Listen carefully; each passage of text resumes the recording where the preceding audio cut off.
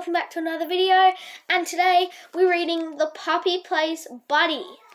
Buddy is my favourite book because, actually no, I'm not going to spoil the surprise. You guys will find out at the end of the book why I love Buddy so much. But as we go through Buddy, I hope you enjoy this book as much as I do. Now, I'm not going to get you guys to try and figure out what breed Buddy is, because Buddy's actually 3 different breeds. Buddy's breed actually gets revealed by the author, Ellen Miles, in The Puppy Plays Mocha. So that's book number 29, and this is book number 5. So we've got a little while to get there, but we'll see. Puppy Plays Buddy, Chapter 1. Lizzie Peterson pushed open the door of Caring Paws, the animal shelter where she volunteered. "Lizzie, it's already 3 o'clock. The director, Miss Dobbins, looked tired and distracted. "We have been so busy here today." "Actually, it's only 2:30, Lizzie said. "I'm a little early." She wrote her name on the volunteer sign-in sheet and checked the wipe-off board for new names. "Who's Skipper?" she asked when she saw the name written in red, the colour for dogs. "And what does that mean, Skipper and Company?" It was always exciting when a new animal arrived at the shelter. Maybe one of the new dogs would be her family's next foster puppy. Lizzie had been volunteering at Caring Paws for 2 months. She came every Saturday afternoon. She loved being around all the dogs and cats and the people who cared for them. Caring Paws was a place for animals that needed homes. Some were strays who had been found on country roads or in parking lots. The shelter staff tried hard to find their owners. Other cats or dogs had been abandoned, left near a farm or on someone's porch, and some were beloved pets that the owners had to give up. Miss Dobbins did her best to help find the perfect home for every animal that came to Caring Paws. But while they waited to find their forever families, the animals needed exercise, love, and care. That was where the volunteers came in.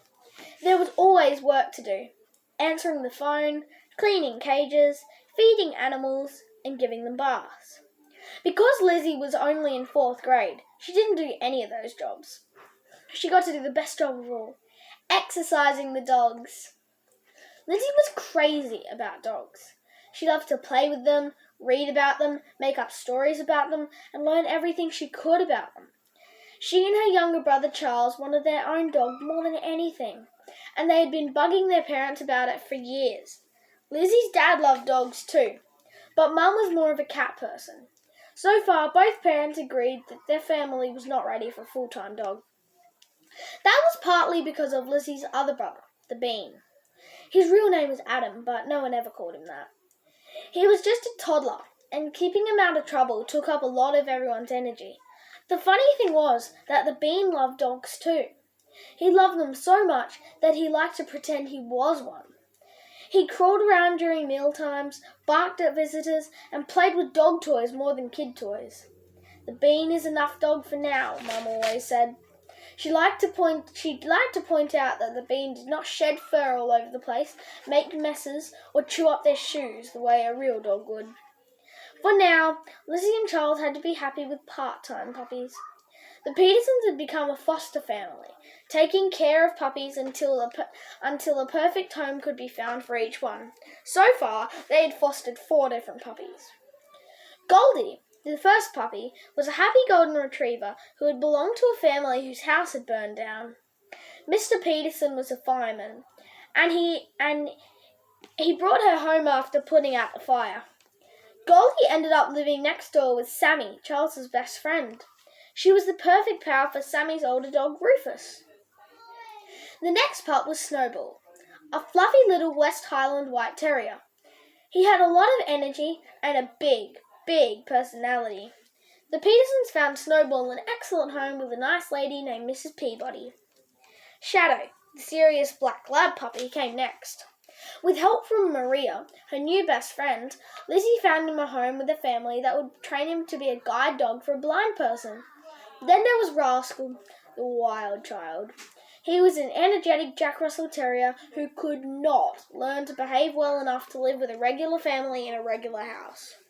Rascal had ended up living in a riding stable, where he didn't need to have indoor manners. It was the perfect place for a rascally dog. Lizzie, Charles and the Bean had loved every one of those puppies. They'd hoped and wished that they would be able to keep one themselves, but they knew that the puppies had found just the right homes, and that was the most important thing. It had been quite a while since the Petersons had fostered a puppy. That was why Lizzie had started volunteering at Caring Paws in the first place. She missed being around dogs. Now, at the shelter, Lizzie could hardly wait to meet the newest dog, Skipper. "Is Skipper a boy or a girl?" she asked Miss Dobbins. Miss Dobbins paused. "She's a girl," she answered after a moment. "And here's the thing. We are so full right now that I just don't know where to put her. We have more than a dozen dogs looking for homes. I've already got 2 dogs doubled up in Kennel 5. There is just no room for here. And Skipper really, really needs more space to be comfortable. We need a foster family for her." "Maybe my family can take her," Lizzie suggested. "Is Skipper a puppy?" "Well, no, but it doesn't matter," Lizzie interrupted. "If she needs a home and there's no room here, I'm sure we can take care of her for a while. I'll just have to convince my mum. She's used to fostering puppies, so talking her into a dog should be a breeze."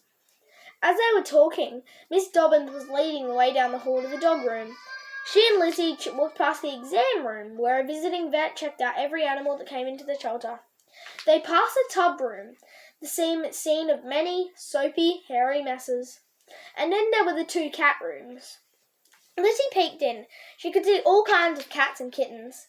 They were napping and climbing and cleaning themselves. As they approached the dog room, Lizzie could hear dogs barking.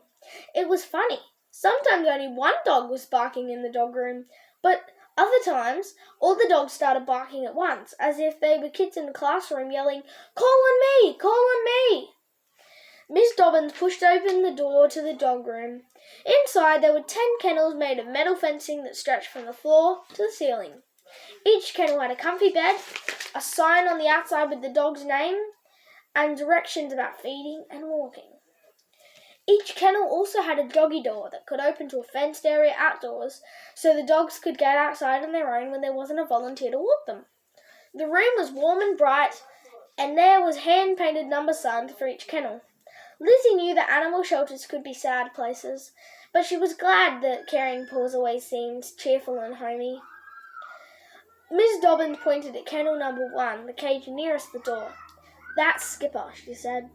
"And now you know what and company means."